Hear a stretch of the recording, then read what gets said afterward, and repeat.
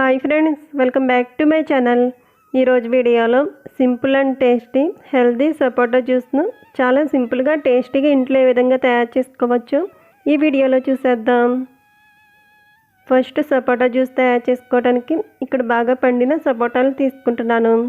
వీటిని శుభ్రంగా కడిగి పైన తొక్క తీసుకుని లోపల గింజలు కూడా తీసివేసుకుని మిక్సీ జార్లోకి తీసుకోవాలి. ఇప్పుడు ఇందులో 1 స్పూన్ దాకా పంచదార వేసుకోవాలి. సపోటాలు తీపిని బట్టి పంచదార యాడ్ చేసుకోవాలి. అలాగే కాచి చల్లార్చిన పాలు 1 గ్లాస్ దాకా పోసుకోవాలి. కొద్దిగా కూలింగ్ వాటర్ పోసుకుని మిక్సీ జార్ మూత పెట్టి ఇప్పుడు చూపిస్తున్న విధంగా సపోటా జ్యూస్ను మిక్సీ చేసుకోవాలి.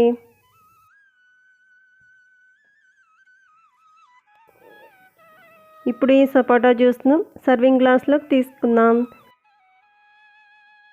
చూసారు కదా ఫ్రెండ్స్, చాలా సింపుల్గా చాలా టేస్టీగా హెల్తీగా సపోటా జ్యూస్ని ఇంట్లోనే ఈజీగా తయారు చేసుకోవచ్చు.